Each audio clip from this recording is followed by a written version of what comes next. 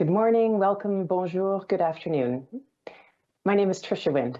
I'm the program leader for the Global Partnership for Education, Knowledge and Innovation Exchange, or KIX for short. This is a webinar about a call for proposals that KIX launched on the 10th of June. The call invites proposals that address key challenges to improve the quality of early learning across a set of countries in East, West, and Southern Africa. It's a set of countries that come together for peer learning and exchange in the Knowledge and Innovation Exchange's Africa 19 regional hub. This webinar is going to have three parts. I will briefly introduce KIX and the regional calls for proposals, whose themes are based on the shared priorities of countries in one of four KIX regional hubs. Following that, Marianne Drejas-Sheka, the manager of the KIX Africa 19 hub, will present the early learning challenge that is the focus of this call. And then the majority of the webinar is going to be devoted to answering questions about the call. My colleague Joy Nafungo and I will answer questions we've received so far, and then you will have an opportunity to type in additional questions live during the webinar, and we will address as many as we can during this hour. We've posted a document on frequently asked questions on the call website. So we'll update that document after this webinar and in the weeks to come. So please consult it as you prepare your proposal. Before we begin, just a few items. We're presenting today in English, and there is simultaneous translation going on into French.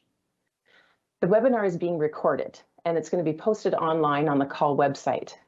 Only the presenters will be visible and named in the recording. If you're having any technical difficulties, or if you wish to submit a question about the call, click on the little participate button at the top of the webcast player. You'll be asked to enter your email address, and in the space provided, please enter either your request for technical support or your question about the call and press send. Please feel free to ask questions in either English or French. So a brief introduction to KIX. KIX is a joint endeavor between the International Development Research Center and the Global Partnership for Education. It's the knowledge and innovation exchange of and for 70 countries that are supported by the Global Partnership for Education. KIX's overall purpose is to generate and mobilize evidence that can help strengthen those countries' education systems. There are two interconnected parts in KIX's design, which you can see on this slide. On the one side is the direct knowledge exchange. Four regional hubs bring together education sector stakeholders of GPE member countries to identify common challenges and share their own experience, evidence, and ideas. Two KIX hubs involve countries in Africa. There's one for Latin America and the Caribbean, and one that covers GPE-supported countries across Europe, Asia, and the Pacific. KIX also offers funding, a set of global projects started in 2020 to address cross-cutting issues for education systems. KIX is particularly interested in not just identifying good ideas, but also and especially understanding what it takes to adapt and scale the impact of proven or promising approaches. So in addition to the projects that were funded through our global and regional calls, we also have a project that will help increase our understanding of how to scale positive impact in education systems. Last year, KIX launched 4 regional calls for proposals. Each was tailored to address the shared issues across member countries as identified through the hubs. Through those calls, we selected 22 projects that address key challenges with plans to further test, adapt, and scale promising or proven approaches to address the challenges, with strategies to mobilize that knowledge and build the capacity of education system stakeholders. Today, we're talking about a second round of the call for proposals for the Africa 19 region, picking up on a theme from last year's call for which we were only able to fund one project. This call focuses on the challenge of quality early learning for children who are aged 3 to 8 years old. We're able to run this call because the Global Partnership for Education received additional funding from the LEGO Foundation for KIX, for which we're grateful. So this map shows the countries that are involved in the Africa 19 region, a list that you can find in Annex A of the detailed call document that's on the website. The organization that is facilitating this KIX hub is led by UNESCO's ICPA Institute in consortia with UNICEF's regional office at Nairobi and the African Union. It's critical that KIX is relevant and useful to GPE member countries. So both to inform their own hub agenda for peer learning and knowledge sharing, And to help us define the themes for regional calls for proposals, ICPA worked with countries to identify their top priorities across their education system. They led a process of document review, surveys, interviews, and validation sessions to produce a report on education system challenges across the Africa 19 hub. From their report, IDRC then identified challenges for projects that we could fund. Broadly speaking, the challenges relate to GPE's focus on early childhood to early secondary education. They involve a key knowledge gap. They can improve gender equality, equity, and inclusion, which are key commitments within KIX. And they have sub-regional contextualities, but are also broadly relevant across the whole region. So the focus of this call is addressing issues identified in ICPA's original paper, but they've also been further explored in subsequent peer learning activities in the hub. Thus, we're inviting proposals to address this particular challenge, to generate and mobilize evidence on how to adapt and scale approaches that strengthen quality early learning for all children, based on how they learn best, and support the smooth transition between pre-primary and the early grades of primary education. So I'm going to turn it over now to Marianne Dryasheka, who's going to tell us more about the challenges and sub-themes that you'll see in the call. Over to you, Marianne.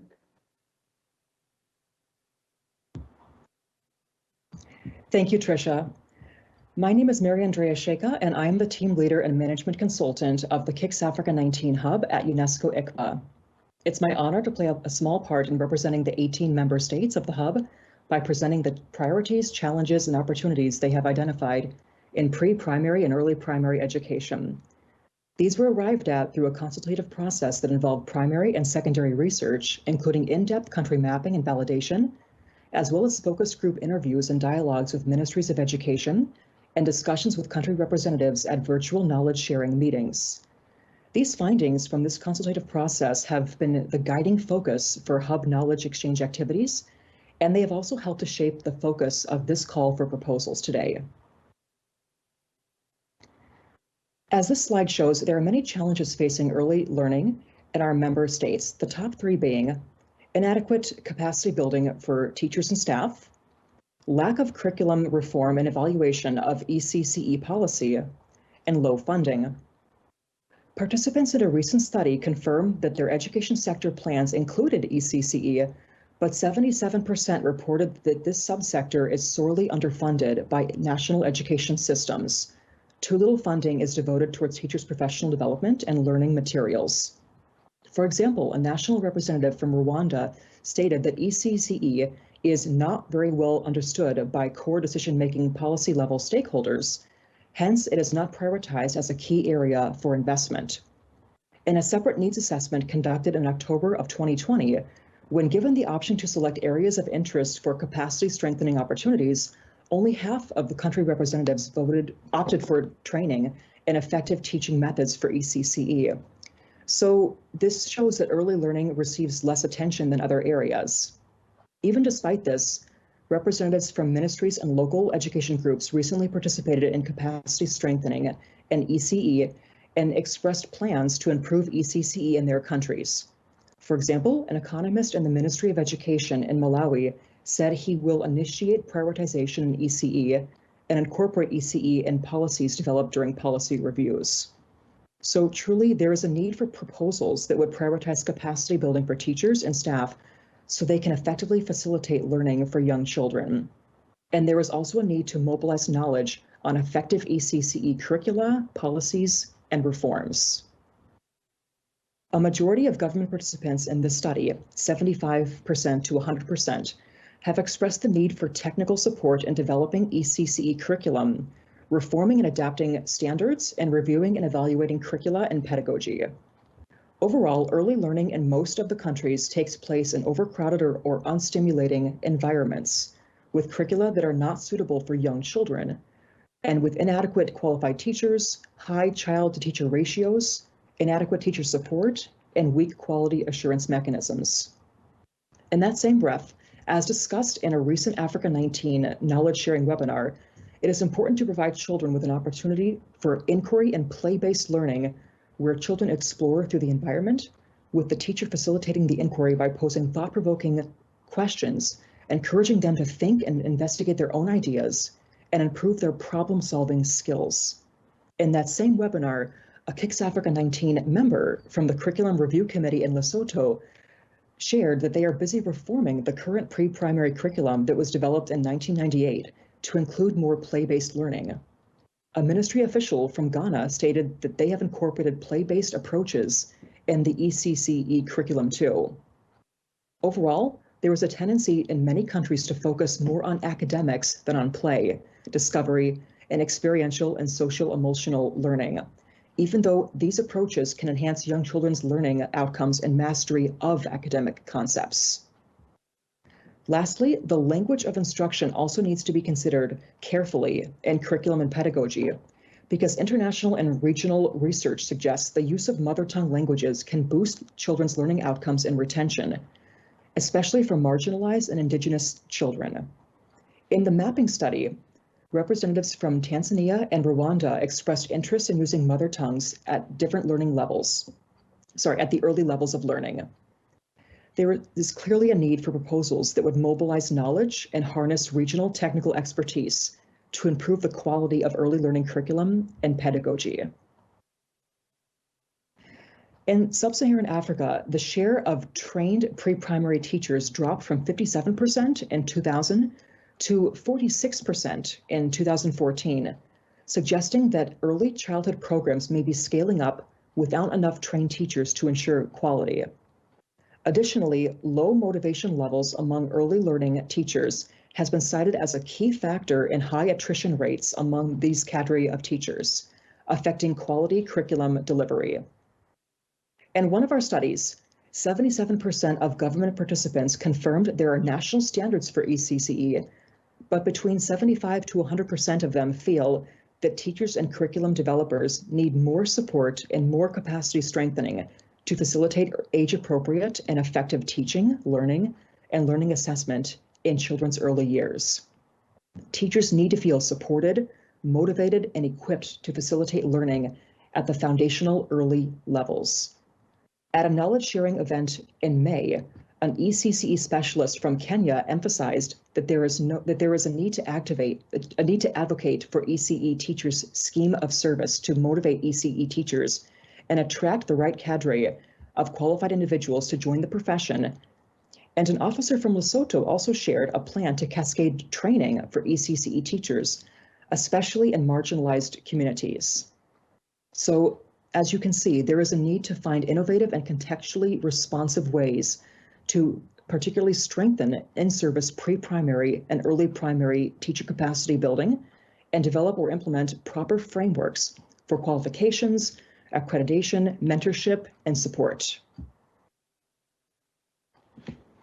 When asked if and how they ensured alignment between pre-primary and primary education in their countries, participants cited that there is a need for a spiral curriculum and mechanisms that promote smooth transition from preschool to primary school.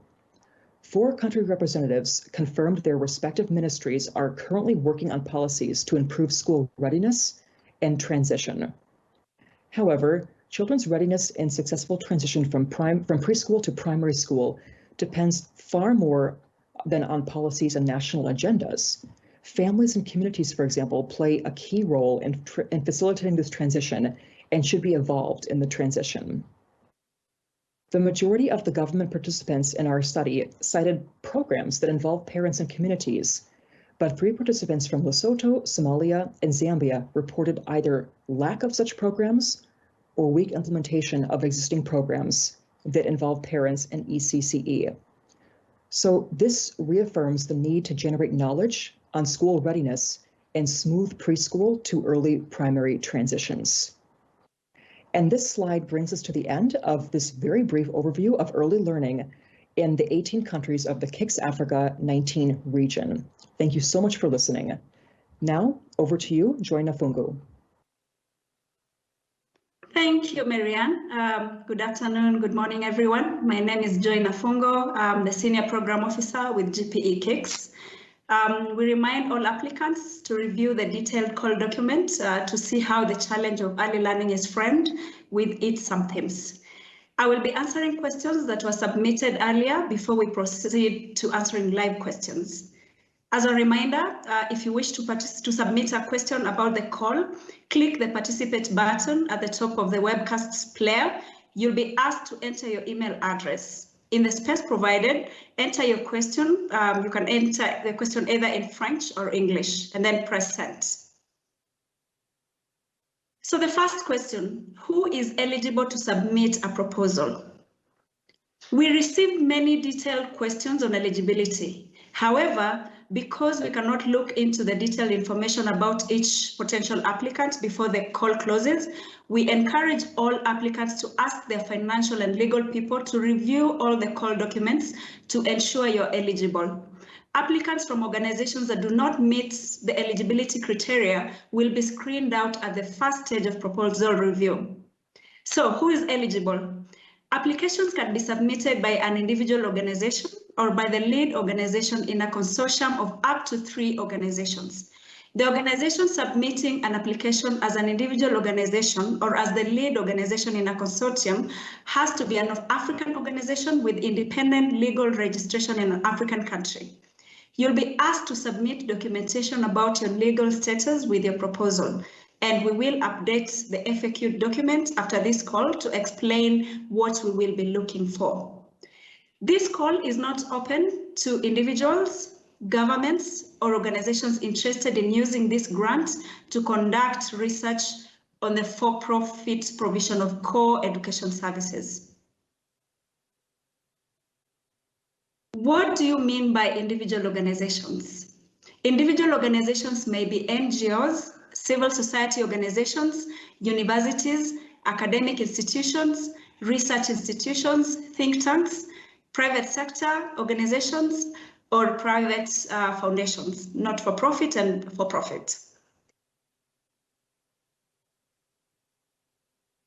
Can for-profit organizations that provide core education services, for example, private schools, apply to this call?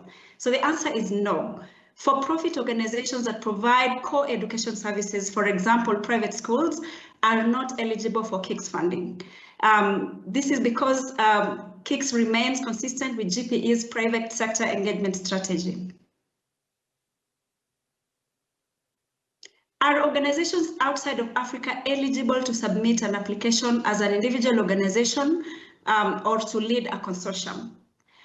As I said earlier, only African organizations, and these are organizations with independent legal registration in an African country, may submit proposals as an individual organization or as the lead organization in a consortium. Another question, is it required to apply as a consortium? Not necessarily. You can either apply as an individual organization or as a consortium of up to 3 organizations, in which case only the lead organization applies on behalf of the consortium. Another question, what are the criteria for organizations taking part of the consortium? Proposals from consortium must name one lead organization. The lead organization must be an African organization. Like I said earlier, organizations with independent legal registration in an African country. And then the consortium members may include other African organizations. So it could be national, regional, or international offices of multilateral organizations or international NGOs or organizations from outside Africa. And together, they should have clear roles and responsibilities to implement the project. There should be fair and equitable partnerships among consortium members. So this other question, my organization has a national or regional office in an African country, but our headquarters is outside Africa. May I apply as an individual organization or lead a consortium in this call? The answer is no. You're welcome to participate as a member of a consortium, but not individually as a lead of a consortium. The other question, can UN agencies or international NGOs apply? UN agencies or international NGOs can apply, but as members of a consortium or be technical partners, but they cannot apply as lead organizations. May the consortia include national governments? No. The majority of GPE funding goes directly to governments to implement the education sector plans. KIX is an additional mechanism in support of education sectors that targets different actors. However, applicants are encouraged to include national and local governments as strategic partners in their projects. What countries can be involved in the projects funded through this call? KIX is a mechanism of GPE, so funding from this call must be used for countries supported by the Global Partnership for Education. Therefore, even while organizations actually undertaking the work may be located in a different country, the projects should focus on GPE member countries. They should take place in and engage with stakeholders in those countries. So if I may list the 18 countries for this region, we have Eritrea, Ethiopia, the Gambia, Ghana, Kenya, Lesotho, Liberia, Malawi, Mozambique, Nigeria, Rwanda, Sierra Leone, Somalia, South Sudan, Tanzania, Zambia, and Zimbabwe. The other question, in how many countries does the research work need to be conducted? So for this call, projects must focus on and work in 2 or more countries in the region. As I had, the countries must be one of the in the lists that I've just listed, in the 18 countries.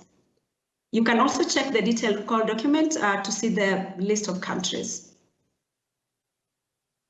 The other question, upscaling may require capturing successful approaches from countries not on the list of eligible countries. Is it possible to include preparatory research activities in countries that are not on the list that can then be applied for the target countries on the list? So the answer here is the innovative approaches may come from within or outside GPE member countries. They may have originally been developed to address national or international needs. In this call, projects must focus on and work in 2 or more countries listed in Annex A of the project proposal detailed document. Projects should facilitate knowledge mobilization within and across countries. I will now hand over to Tricia to continue with the rest of the questions. Over to you, Trish. Thanks, Joy. So we also received a number of other questions. Here's one. How do I submit an application? Is it online only? So yes, applications have to be submitted online. There's a SurveyMonkey platform that we have set up for this call. There's a link to the online application form on the call landing page. Please complete all the required fields. You'll notice that all the fields in the SurveyMonkey platform match the sections in the detailed call document. What criteria are you looking for in a lead organization? Well, the lead organization or an individual organization applying for this call must have the ability to manage a large-scale grant from a financial and operational point of view. So please, once again, as Joy mentioned before on the eligibility question, check with your legal or financial colleagues to make sure that you can fulfill all the requirements as the lead, administering the whole grant, including if you're in a consortia subgranting to other organizations, if that's what you plan to do. In addition, though, to the financial and operational side of things, we're looking for organizations that have a presence in the field, experience in the subject of the proposal, ability to coordinate an international project, potentially with multiple organizations if you're in a consortium. We're also looking for organizations that will be able to participate in knowledge sharing and exchange, particularly with education system stakeholders in the countries in which you're working, as well as with other KIX-funded projects. What are you looking for in a proposal was another question. So the evaluation criteria are laid out in the detailed call document. To summarize, we're looking for strong proposals that directly address the challenge in the call. And I'm going to pause here for a moment to just always point you back to the challenge statement in the call and align your proposal there. Please note that we're looking for projects that focus on a proven or promising approach that already exists, whether in the countries that you're focused on or elsewhere. Note that for this call, we're not looking for proposals that would analyze a problem and propose a new pilot project and stop there.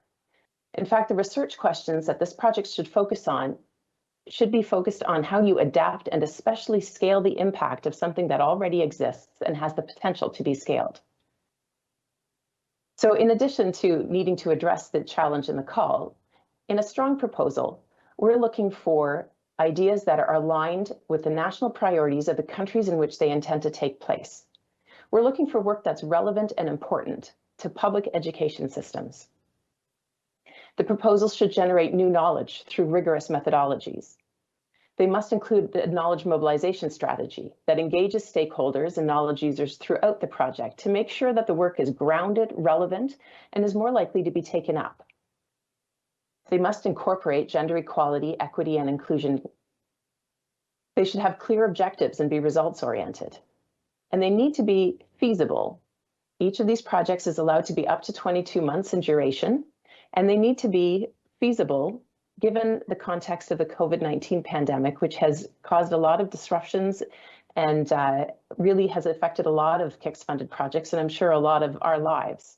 So in addition to all of the criteria, we're looking for feasible projects that deal with the potential vagaries of COVID-19 and other things that could disrupt the project. What ages are considered in early learning? So this call is focused on the learning of children who are between 3 and 8 years of age, or roughly from preschool to grade 3 of primary education. What do we mean by innovation, and what methodologies are acceptable? So innovation, we take it fairly broadly, referring to a combination of tools, practices, policies, programs, technologies, approaches, methodologies, or any other intervention that can be used to improve education access and quality. And the combination of different elements, of course, could vary according to the context and the needs to produce new solutions to education issues. In terms of methodology, we don't have any a priori preference for one methodology over another. The selected methodologies must be appropriate to answer the project's research questions and achieve the project's objectives. Proposals, though, should be explicit about their methodological choice and justify it given what they intend to do. What is meant by testing innovations? So proposals should present a case about the existing approaches that could be relevant to address the challenge in the education systems of at least 2 of the countries covered in this call.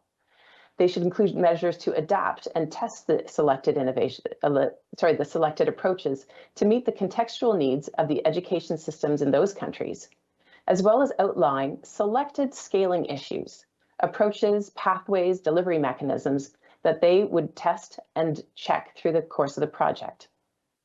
Proposals, of course, as Joy has already said, must include work in at least 2 countries. And your proposal might put forward the idea that testing and scaling are going to be slightly different in the different locations, and that's fine. Please feel free to put together one coherent proposal that might include some national or subnational differentiation. What would be eligible project activities within the call? So aligned with the objectives and the research questions, proposals should include a mix of activities to build knowledge, mobilize it, and build capacity.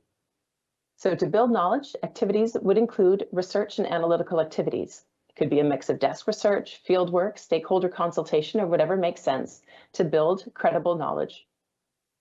To mobilize knowledge, activities could include stakeholder engagement, publications that are academic, technical, as well as popular. KIX-funded projects typically seek to influence policy or practice as a way of ensuring research is used, so the knowledge mobilization strategies would be aligned to achieve those outcomes. And capacity building can include workshops, manuals, resource materials, trainings, mentoring. There's a lot that could be covered there. What kind of expenses can be covered in the grant financing?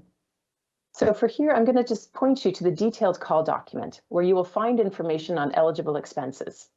Please refer to page 11 where you're going to find a link to some of IDRC's guidelines for acceptable project expenditures.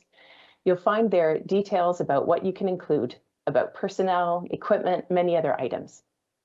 As a reminder, the project budgets that will be funded through this call may be between $700,000 and $1 million Canadian. The call mentions that it will not finance the implementation of the approaches. And what is meant by this? are the costs of scaling and replicating excluded? So these projects are meant to build and mobilize knowledge about scaling and to support scaling.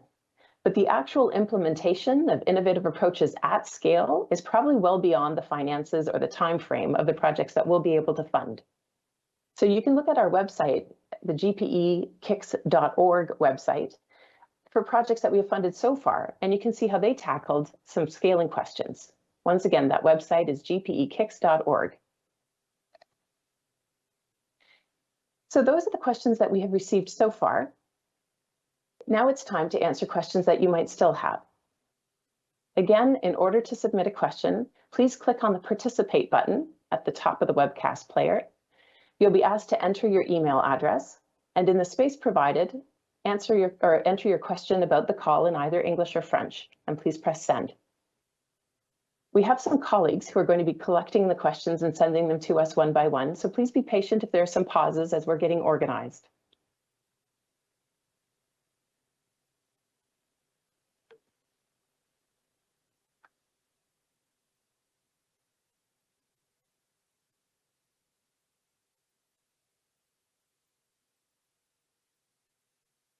Okay, so I'm seeing the first question coming in.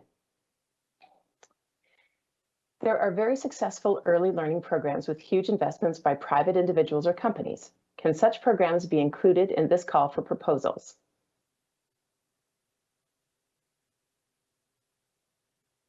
For-profit organizations can definitely apply to this call. However, for-profit organizations that provide core education services like private schools are not eligible for KIX funding. KIX will remain consistent with GPE's private sector engagement strategy. Proposals that include private sector actors should demonstrate how their resources, for example, their financial or technical know-how, will contribute to the project. The organization submitting an application, of course, has to be an African organization with independent legal registration in an African country. And this call is not open to individuals, governments, or organizations interested in using this grant to conduct research on the for-profit provision of core educational services. They should be aligned to the public education system. There is another question. Can state universities apply for the grant? The answer is yes. We encourage state universities to apply as long as they are based and registered in Africa and respect the eligibility criteria that we have expressed in the call document. Do you have a specific format you would like for the proposal? So to be considered for this call, you need to submit through an online application, the link of which is posted on the call webpage. Once you start the application, you will see different questions and documents that require your response. Check, of course, the detailed call document even before you go to that online application portal, because in there you're going to find all the information and all the fields that you'll need to complete on the online application form. Know that you can start an application, save it, and come back to it later. So feel free to open it at any point during now while the call is open, and you can start your application. We have another question. Can joint applications be made from a consortium of NGOs across different parts of Africa? For example, East and West Africa. Yes, so however, proposals from consortium must name one lead organization, and then the lead organization must be an African organization. Like we said earlier, it must be an organization with independent legal registration in an African country. And then the consortium members may include other African organizations. Like we said, this could be national, regional, or international offices of multilateral organizations or international non-governmental organizations, or other organizations from outside Africa. And also ensure that you observe fair and equitable partnerships, and it's clearly expressed in the call for proposal. Here's a question. Our organization is operating in Rwanda, Burundi, and Uganda, and the headquarters is Kigali. In each country, we are recognized by the government. For official documents, which do we present? So the lead applicant should complete what we call an institutional profile questionnaire and submit a copy of the organization's legal registration. So whichever one of those organizations is going to be the lead, you should be submitting the documents about the lead organization. We have another question. Confederated NGOs apply as lead if they have local registrations and country offices, but are globally registered, for example, in Federated HQ in USA. So as far as the applicant is one of those locally registered offices and apply as such, then yes, they can do it. Is an NGO which operates in Ghana but has its head office in the USA eligible? So if your organization has national or regional offices in Africa, but the headquarters is outside Africa, then you're allowed to be a member of a consortium, but not as the lead. If your Ghanaian office has an independent legal entity separate from the HQ, then you should take a look at the detailed call document to see whether you could apply. But in most cases, if you're a national or regional organization and your headquarters is in Europe, the US, any place else, we would probably assume that you are not eligible. But please take a look for yourself at the detailed call document and the FAQs that we'll be updating to look at this yourself. We have another question. Is the consortia supposed to be one country consortia or as three organizations across multi-country application? So proposals may be submitted by consortia that include up to 3 organizations working together. Please note that one of the organizations must be named as the lead. The lead organization must meet the eligibility criteria listed for individual organizations.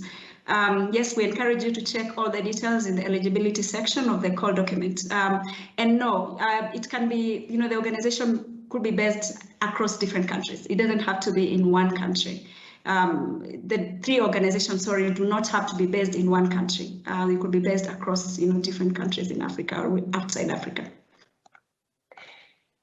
In the list of countries read in this presentation, Uganda was excluded. Is there a reason for this?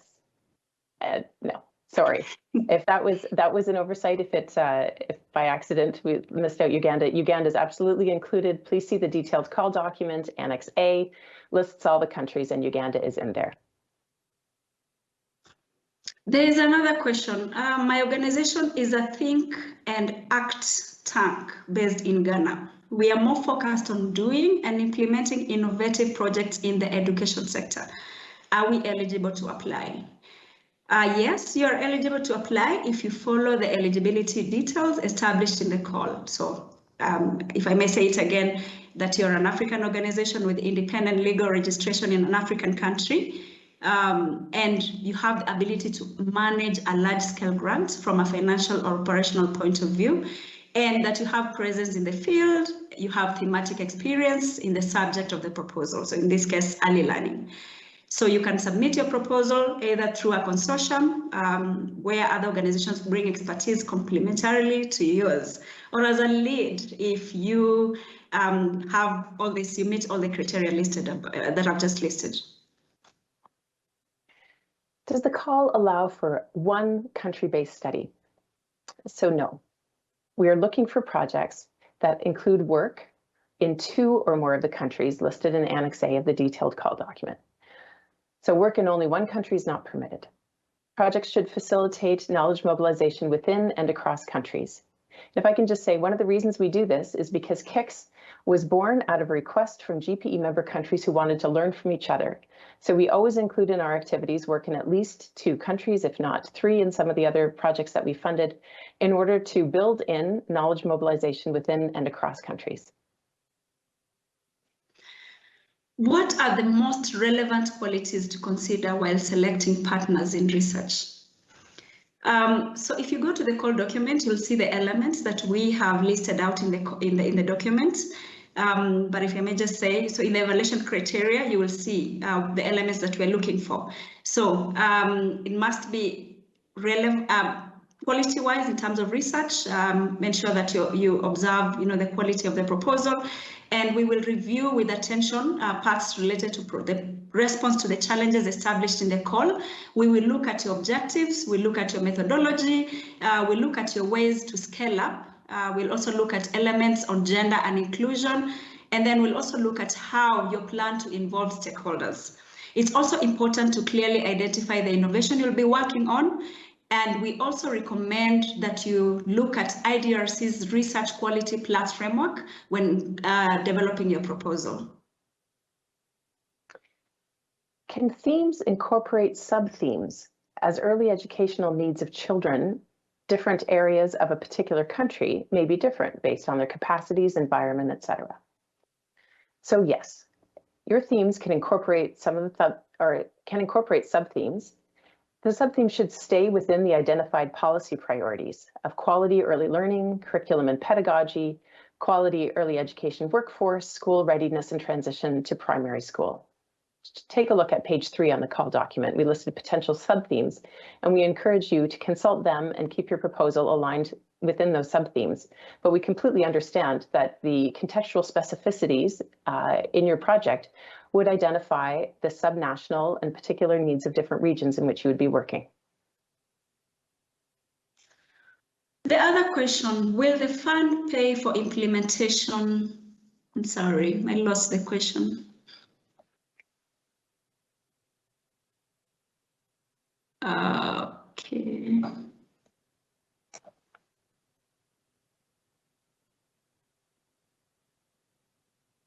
Okay, found it. Will the fund pay for implementation of education projects that will be researched? So as per the call details, projects funded through this call will not finance the actual implementation of the approaches.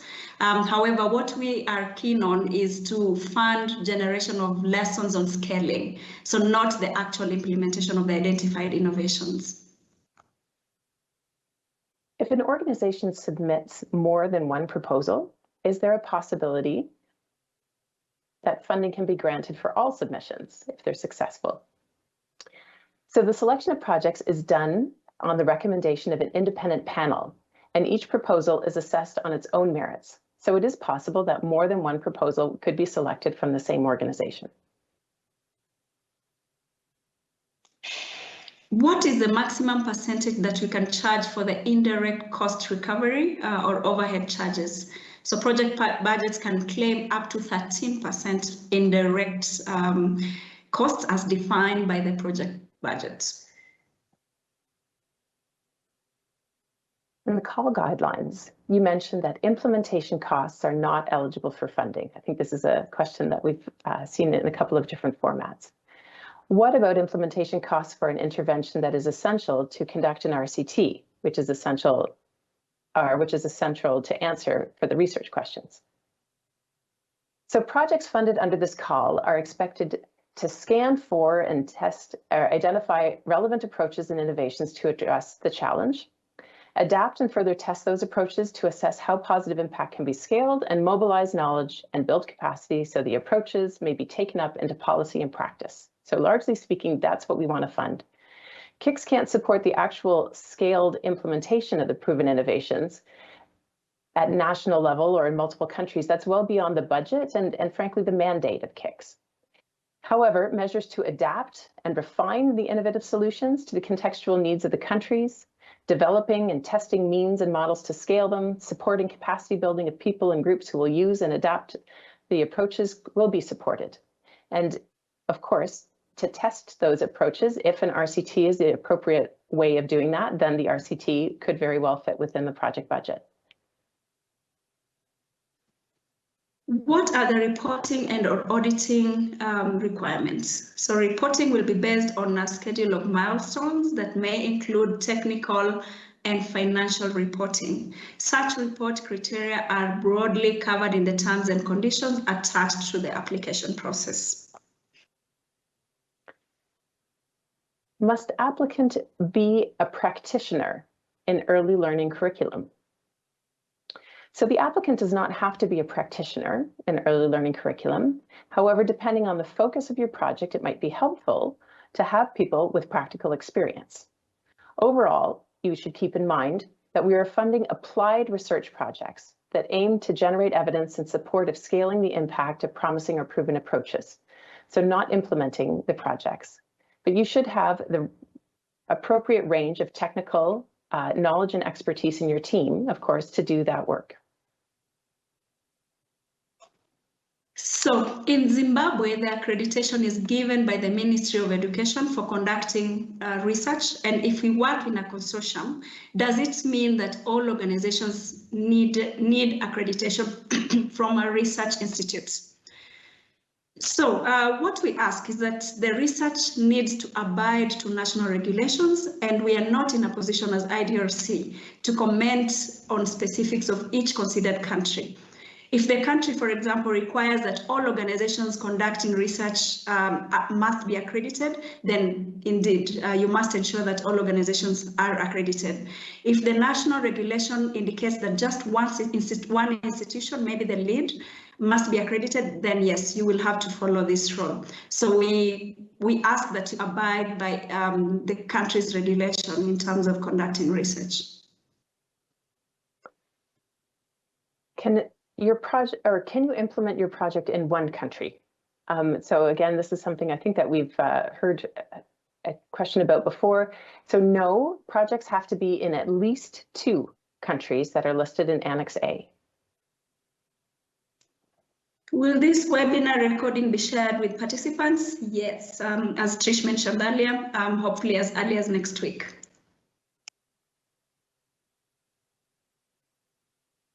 Please give us a moment as more questions are coming in. May an organization be a sub-partner on more than one application? Yes, organizations can apply and they can be selected in even more than one application. That's fine. There's no cap on that.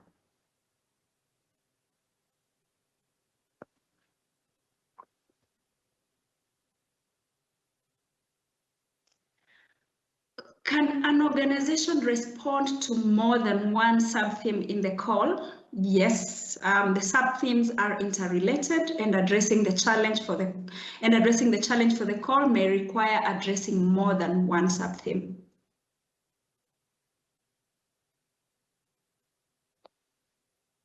I'm going to pause and thank all of our colleagues who are working very much in the background to send us all these questions one by one. And thank you for your patience watching on the webcast, because there is a pause now and again.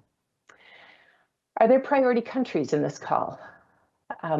Please take a look at Annex A in the detailed call document, because yes, there are definitely priority countries in this call. Projects funded must focus on and take place in the member countries of the Global Partnership for Education of the Africa 19 Regional Hub. They should engage with education system stakeholders in those countries. So once again, there's a whole list of them in the detailed call document, and it includes Uganda. If I can just say, the reason that we're focused on these countries is because it was from them that these priorities emerged.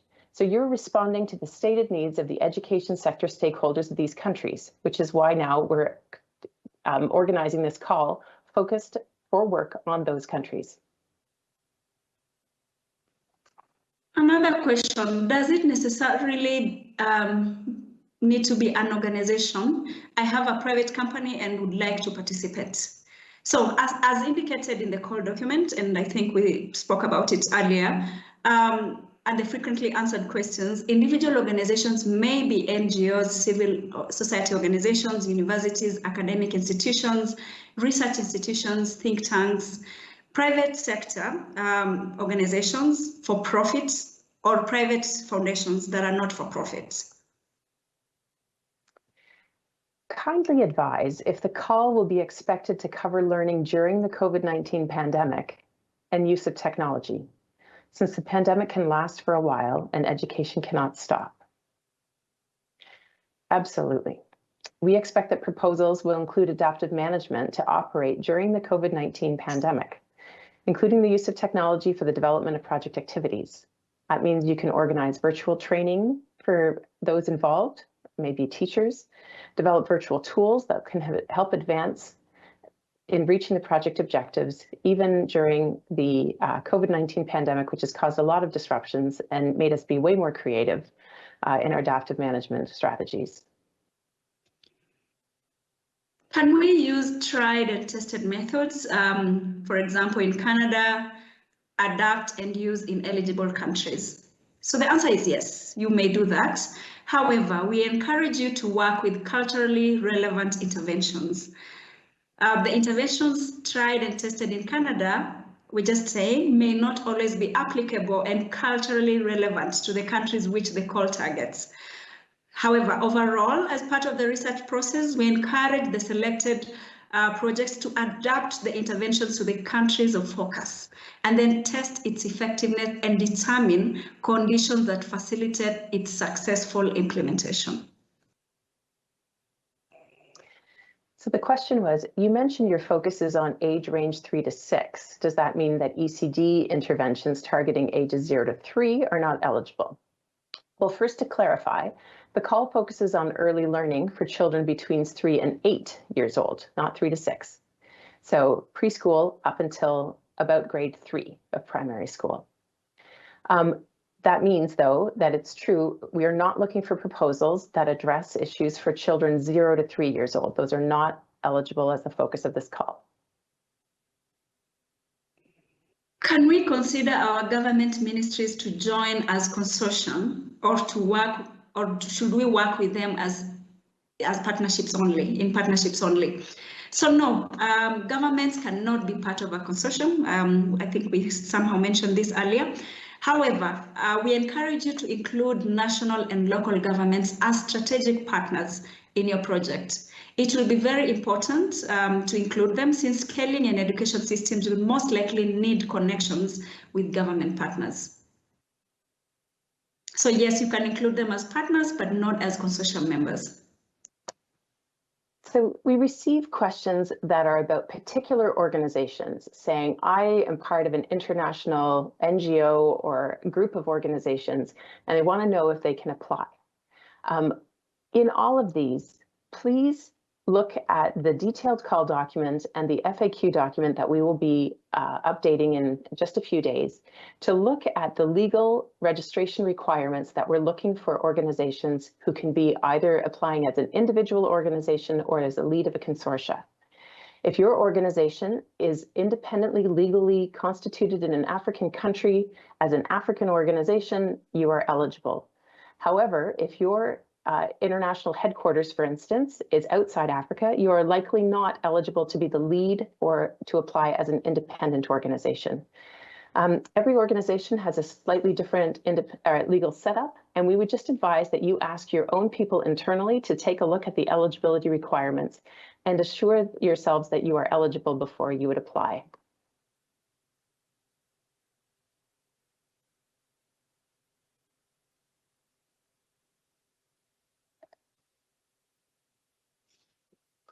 So please explain more about what is meant by formal and informal education in the call. So by formal education, we mean education that is structured and systematic form of learning. Informal learning refers to learning that occurs away from a structured formal classroom environment. Informal comes in many forms, so for example, viewing videos, self-study, reading articles, participating in forums and chat rooms, performance support, coaching, sessions, and games. And formal learning, basically we mean learning that happens in a public education system, public schools. Can the proposal focus on scaling up, be on existing strategies by government or other not-for-profits? Yes. As far as the proposal is able to demonstrate that there is value in adding the research in terms of generating and mobilizing knowledge and evidence, absolutely. You can take a look at something that's already happening within the public system or by not-for-profits.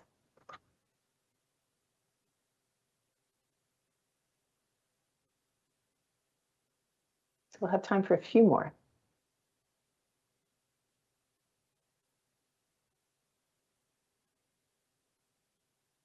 Okay, there's another question here. To what extent is integration of technology allowed? So yes, linkages, integration may be possible. However, the focus of the project should be to respond to the challenge of early learning and transition to primary school. Integration of technology is encouraged for as long as they serve to effectively and efficiently address the challenges of early learning and transition to primary school.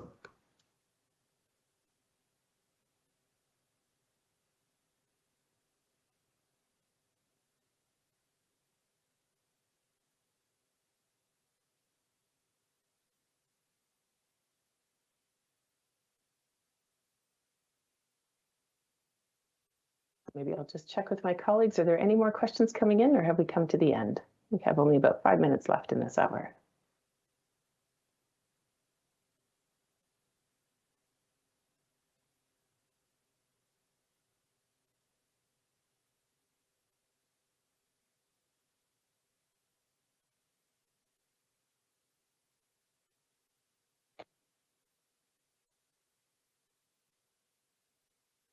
Okay, oh, we have quite a few questions, but they can also be answered. Sorry.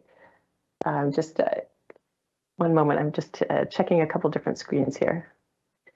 Well, it feels like we're that there might be some more that are still coming in at this late stage, but it's a little bit difficult for us to keep going. All right, we've got one more. Is it necessary to be known by the organization's members of the regional hubs to apply for this call? Will a meeting be necessary with them prior to submission?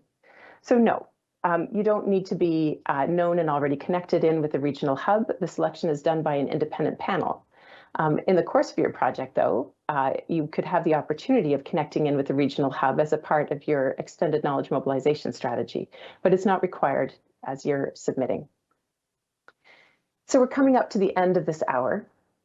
As I mentioned before, we'll update the frequently asked questions document following this webinar and in the following weeks. So if you submitted a question that is broadly relevant to others, we'll be adding it to the FAQ document. Thank you very much for your interest in the KIX and in this call for proposals. We're really looking forward to reading your submissions. As a reminder about the key dates before us, the deadline for proposals is August the 23rd. They are going to be assessed and scored by an independent external review panel, and funding decisions will be made in mid-October. And that is as far as we can go in today's webinar. I really thank you for your attention and looking forward to reading the proposals that you'll be submitting. All the best.